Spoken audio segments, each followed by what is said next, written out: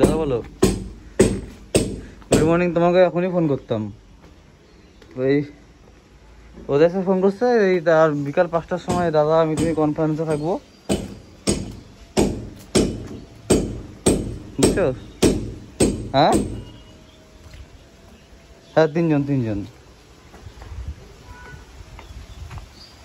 ওদের কি বলে, ফোন করে বলে কি, ফোন করে কি খবর? আমি বললাম আমার এই খবর, লকডাউন তো আছে, এর মধ্যে রিকোয়েস্ট করে 15,000, 20,000, 30,000, কার কত পেমেন্ট আসছে বললাম এই সপ্তাহে এরকম 3,030 করে আসছে 2বার।